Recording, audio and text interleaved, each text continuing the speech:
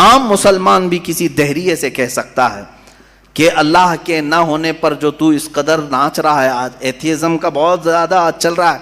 وہ کہتے ہیں کوئی دین دھرم ہوتا نہیں، کچھ نہیں ہوتا ہے، کوئی خدا نہیں ہوتا، دنیا میں ایسے ہی چل رہے ہیں.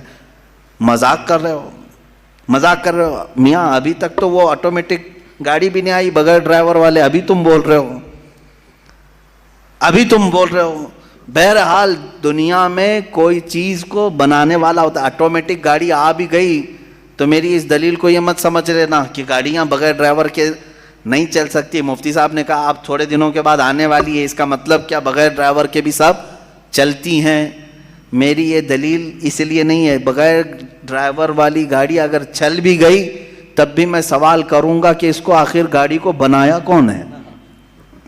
یہ بنایا کون ہے؟ کوئی تو انسان بنایا ہوگا. تو اسی طرح سے ہر چیز کو دنیا کی آپ کو یہ علم لے کر کے جاتا ہے تھیولوجی کا کہ کوئی نہ کوئی اس کا پیدا کرنے والا ہے، بنانے والا ہے. فلسفی ان کے ہاں ایک قانون ہے، دور اور مسلسل، یعنی تسلسل، کنٹینیو کوئی چیز ہو نہیں سکتی. مثال کے طور پر مجھے پیدا کرنے والا کوئی ہے اور اس کو پیدا کرنے والا کوئی ہے، اس کو پیدا کرنے والا، یہ جو سوچ ہے تسلسل اس کو کہتے ہیں. کہیں جا کر کے سٹاپ ہونا پڑے گا، کہیں جا کے سٹاپ ہونا پڑے گا تمہیں. میں پیدا ہوا میرے باپ سے، میرے باپ پیدا ہوئے دادا سے، دادا پر دادا سے، یہ سلسلہ چل کر کے کہیں تو سٹاپ ہوگا، کہیں جا کے ختم ہونا ہے. تو فلسفی اس بات کو مانتے ہیں کہ دور اور تسلسل محال ہے، یعنی کنٹینیو ایسی جاتا رہے، یہ محال ہے. ان کے ہاں ایسا ہے. میرے عزیزو، اب اگر میں ان سے سوال کروں کہ جیسے بہت سارے لوگ بھگوانوں کو بھی مان لیے، جبکہ بھگوان کی بیوی بھی ہے، بھگوان کے بچے بھی ہے اور بھگوان کا باپ بھی ہے، تو پھر اب سوال آئے گا کہ بھگوان کا دادا کون، بھگوان کا پردادا کون؟ پھر وہ نسب چلے گا، کہیں تو جا کے رکنا ہے، کہیں تو جا کے رکے گا. بچے ہیں تو اب تک ان کی نسل کیوں نہیں؟ بھگوان کے بھی بیٹے بیٹیاں تھیں نا، بہت سارے بھگوانوں کا تذکرہ ہندوستان میں ہے، ان کے بیٹے بیٹیاں بتائی گئی ہیں، کتنے بیٹے تھے، رام کے بھی، کرشن کے بھی، سب کے بھی بتائے گئے ہیں بیٹے بیٹے. تو اب اولاد کہاں ہیں؟ باپ دادا کہاں تھے؟ میرے عزیزوں، میری اس بات کو یقیناً کوٹ کیا جائے گا. مجھے معلوم ہے چند دنوں پہلے یہ کہہ رہا تھا اورنگزیب کی اولاد برتن مانج رہی ہے، ٹیپو سلطان کی اولاد پنچر لگا رہی ہے. تجھے تو یہ ٹیپو سلطان اورنگزیب کی اولاد نظر آئی، ان کی کہاں ہے جن کا میں ذکر کر رہا ہوں؟ ان کی کہاں ہے؟ اور بہرحال اورنگزیب اور ٹیپو سلطان ان تمام کو چھوڑو، ان کی اولاد کو تو نے برتن مانجتے یا پنچر لگاتے تو دیکھا اللہ نے تو تجھے بانج بنا کر رکھا ہے. تیرے سے کوئی چیز نہیں آ سکتی سوائے گوبر اور غلاظت کے، کوئی چیز نہیں آ سکتی. میرے عزیزوں، میں یہاں عرض یہ کر رہا ہوں دور اور تسلسل، کہ اگر اس طرح کسی کا باپ ہے تو پھر دادا بھی ہوگا، دادا ہے تو پردادا بھی ہوگا، یہ چلتا رہے گا سلسلہ. یہ اسلام یہ ہے جس نے کہا قل هو اللہ احد اللہ الصمد لم یلد ولم یولد. کہو وہ اللہ ایک ہے، اللہ بے نیاز ہے، لم یلد نہ وہ کسی سے پیدا ہوا ہے، ولم یولد نہ اس سے کوئی پیدا ہوگا، اس سے کوئی لم یلد اس سے کوئی پیدا نہیں ہوا اور نہ وہ کسی سے پیدا ہوا. یہاں ختم ہو گئی بات. اب نہ میرے خدا کا کوئی باپ ہے، نہ بیٹا ہے، نہ بھائی ہے، نہ بہن ہے، کہیں یہ تصور آئے گا ہی نہیں.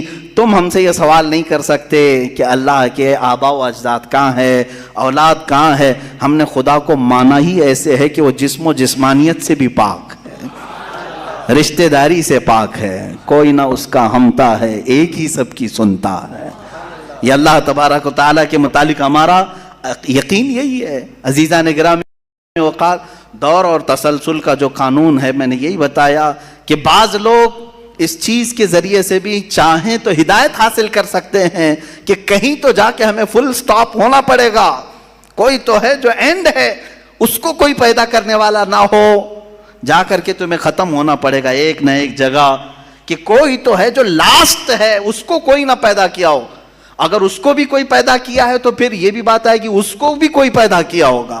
تو ہمیں ایک ایسی ذات ماننی پڑے گی جس کو کوئی نہ پیدا کیا ہو، تبھی جا کر کے ہم یہ کہتے ہیں وہ جو ذات تم جا کر اینڈ ہوگے اسی کا نام اللہ رب العزت ہے، جس کو کسی نے پیدا نہیں کیا۔ یہ اسلام کا بہترین عقیدہ ہے میرے عزیزو۔ توحید کسے کہتے ہیں؟ اب بات آتی ہے، وجود کی بات ہو گئی، اللہ ہے اتنا تو ماننا پڑے گا، اس کے لیے تو بہت ساری دلیلیں بچے بھی پکڑ کر کے بتا دیں گے۔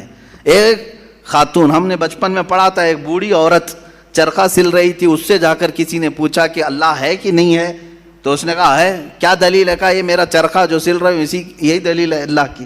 کہا کہ کیسے؟ کہا یہ چرخہ، اس سے کپڑے سلتی ہوں، جب تک میں چلاتی نہیں یہ سلتا نہیں، مشین سلتی نہیں ہے کپڑے، اسی سے میں نے یہ یقین کر لیا کہ میرا چرخہ میرے چلائے بغیر نہیں چلتا، تو نظام کائنات پورا بغیر چلائے کیسے چلے گا؟ کوئی تو ہے۔ یہ ہو گئی بات وجود کی، کوئی تو ہے۔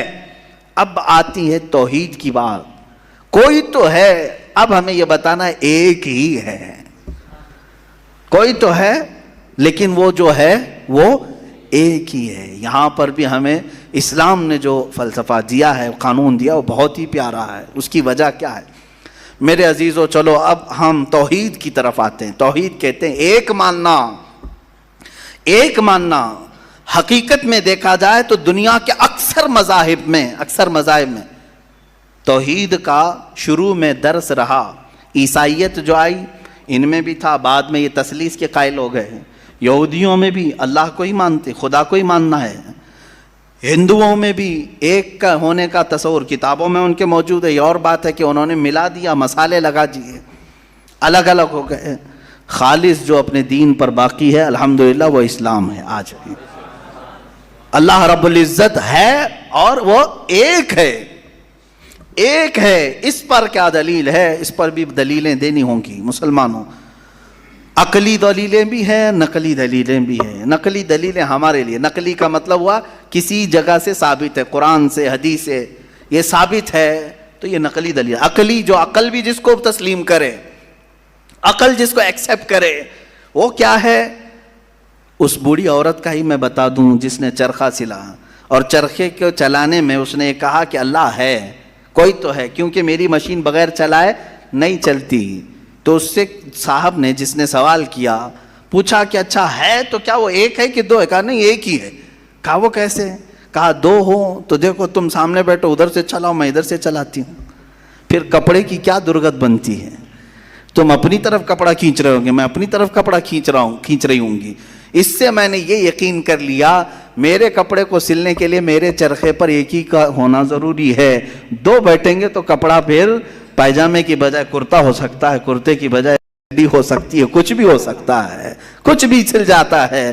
تو دو لوگ ایک مشین کو سلنے جائیں تو نظام درہم برہم ہو سکتا ہے، تو ایک پورے کائنات کا نظام اگر دو لوگ چلانے لگیں تو ایک دن ایک کہے گا نہیں میں آج بارش برساؤں گا، دوسرا کہے گا نہیں میں آج دھوپ ڈالوں گا، تیسرا کہے گا کہ نہیں میں آج چھاؤں ٹھنڈی پیدا کروں گا، تو یہ تو انہی کے درمیان جھگڑا ہوتا رہے گا۔ اسی لیے قرآن نے بھی کہا لَوْ كَانَ فِيهِمَا آلِهَةٌ إِلَّا اللَّهُ لَفَسَدَتَا، اگر ان کائنات میں، زمین و آسمانوں میں خدا کے علاوہ دو ہوتے تو ضرور اس میں فساد ہوتا، ضرور اس میں نظام درہم برہم ہوتا۔ میرے عزیزو یہاں دیکھ رہے ہیں ہم بہت سارے نظاموں کو، کمیٹی کا مسئلہ ہے، مسجد کا مسئلہ ہے، بہت سارے چیزیں دیکھیں، صدر صاحب کچھ اور کرنا چاہتے ہیں، نائب صدر صاحب کچھ اور کرنا چاہتے ہیں، سیکریٹری کچھ اور کرنا چاہتے ہیں، حکومت میں جائیں پرائم منسٹر کو اور چاہتا ہے، ہوم منسٹر کچھ اور کہتا ہے، اس کی تو بڑی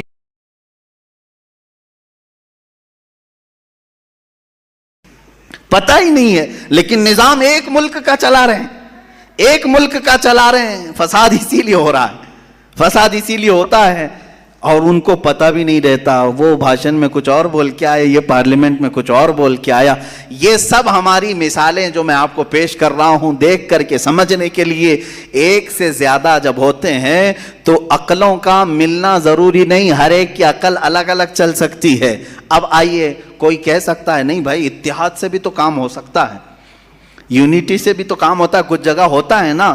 کوئی اگر کہے کہ خدا ایک نہیں دو ہیں اور دونوں مل کے کام کرتے ہیں، دونوں مل کے کام کرتے ہیں، تو اب میں آپ کو کہتا ہوں ایک نمبر والا خدا وہ کہتا ہے آج بارش برساؤں گا، 2 نمبر والا اگر اتحاد کرتا ہے اور کہتا ہے کہ نہیں ہاں تو جو کرے گا وہی میں کرتا ہوں، تو یہاں پر قانون یہ ہے، تفسیر میں فرمائے گا دوسرا والا تو عاجز ہو گیا، وہ مختار نہیں ہے پھر فیصلہ لینے میں، اور عاجز جو ہوتا ہے وہ خدا نہیں ہوتا، خدا وہی ہوتا ہے جو مالک و مختار ہے، جو خود فیصلے لے گا اور اس میں کسی کو شریک نہیں کرے گا۔ تو اگر دوسرا والا مان گیا اس کی تو وہ خود عاجز ہو گیا، اس کی اپنی نہیں چلی، دوسرے دن دوسرا چلایا اور پہلے والا راضی ہو گیا تو پہلا عاجز ہو گیا، تو خدا عاجز نہیں ہو سکتا۔ یہ ہمارا عقیدہ ہے، خدا وہی ہے جو قادر مطلق ہے، قادر مطلق، ہر چیز پر وہ خود فیصلے لیتا ہے، خود ہی اختیار رکھتا ہے۔ الحمدللہ اسلام کو اتنا پاک و صاف رکھا گیا ہے، خدا کا جو عقیدہ ہے ہمارے ہاں، عقیدہ توحید ہے، وہ انسان کے ذہن کو بھی پاک و صاف کرتا ہے، انسان کا ذہن بھی پاک و صاف رہتا ہے۔ اگر عقیدہ توحید تمہارا ہٹ گیا، میرے عزیزو توجہ چاہتا ہوں، توحید عقیدہ سمجھ گئے، اللہ کو ایک ماننے کا عقیدہ اگر ہٹ گیا تو پھر انسان اتنا ذلیل ہوتا ہے کہ پھر وہ ہر چیز کو خدا ماننے لگ جاتا ہے، چاہے وہ چوہا ہو کہ بلی ہو کہ سانپ ہو کہ مچھر ہو، کسی کے بھی سامنے جھکنے لگ جاتا ہے۔ توحید کا عقیدہ اگر ذہن سے ہٹ گیا، اللہ کو ایک اور بڑا ماننے کا عقیدہ ہٹ گیا، تو ہم نے ان لوگوں کو بھی دیکھا ہے جو عورتوں کی شرمگاہوں کو بھی عبادت کرتے ہیں، بہت ساری غلاظتوں کو بھی پوجتے ہیں۔ میرے عزیزو، یہ کب آتی یہ چیز؟ جب عقیدہ توحید انسان سے ہٹ جاتا ہے تو وہ بہت ہی نیچے گر جاتا ہے۔ اللہ تعالیٰ نے ذہنوں کو پاک رکھنے کے لیے یہ ہمیں کتنا بہترین عقیدہ دیا ہے، اور وہ ایک ہے، اور الحمدللہ مسلمان اسے آج بھی ایک ہی مانتے ہیں۔ کئی چیزیں ہیں، میں یہ علم الہیات پر آج بات کرنا چاہتا تھا، پہلے وجود باری تعالیٰ اور دوسرے اللہ کے ایک ہونے پر۔ ایک ہونے پر سب سے بڑی دلیل یہ ہے، ایک سے زیادہ ہوں گے تو نظام درہم برہم ہو سکتا ہے، اور اب تک نظام درہم برہم نہیں ہوا، اس کا مطلب ہے کہ ایک ہی چلا رہا ہے، ایک ہی چلا رہا ہے۔ سورج کو جس طرح سے اس نے سالوں سے چلایا ہے، چاند کو جس طرح چلایا ہے، موسموں کا آنا جانا، قرآن خود یہ کہتا ہے، میں نے آیت خطبے کے بعد یہی تلاوت کی، ان فی خلق السماوات والارض واختلاف اللیل والنہار، بے شک زمینوں کی پیدائش میں، آسمانوں کی پیدائش میں اور رات و دن کے آنے جانے میں تمہارے لیے بہت بڑی نشانیاں ہیں، کہ ایک ہی ہے جو اس کو اپنی مرضی سے بنایا ہے، اپنی مرضی سے بنایا ہے۔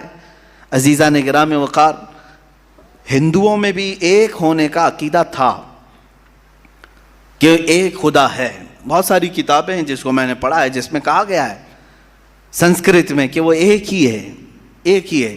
لیکن ہوا یہ کہ بعد میں ان تعلیمات میں مکسنگ کیسے آئی؟ جیسے ہمارے ہاں فرشتوں کا تصور ہے، جبرائیل ہیں، میکائیل ہیں، اسرافیل ہیں، اسرائیل علیہم السلام، جو ملائکہ ہیں، وہ اللہ تبارک و تعالیٰ نے انہیں مختلف کاموں پر لگایا ہے۔ میکائیل علیہ السلام بارش برساتے ہیں، روزی پہنچانے کے کام میں ہیں، اسرائیل علیہ السلام روح نکالتے ہیں۔ تو ان ملائکہ کو جس طرح سے ہمارے ہاں تصور دیا گیا، اللہ کے فرشتے، تو ان لوگوں نے ان دوسرے کاموں کو دیکھ کر ہر ایک چیز کا الگ الگ خدا بنا لیا۔ ہواؤں کا خدا الگ، بارش کا خدا الگ، آگ کا خدا الگ، پانی کا خدا الگ۔ یہاں پر دھوکہ کھا گئے، وہ خدا نہیں ہے، وہ خدا کے فرشتے، اللہ تبارک و تعالیٰ نے جن کو ان کائنات کے کاموں پر لگایا۔ ہمارا عقیدہ میں بتا رہا ہوں۔ عزیزان گرامی، یہاں پر میں یہ باتیں اس لیے عرض کر رہا ہوں کہ سب سے پہلے وجود باری تعالیٰ اللہ ہے، دوسری چیز وہ ایک ہے۔ اب تیسری چیز آتی ہے جس کے متعلق آج کے بہت سارے دہریے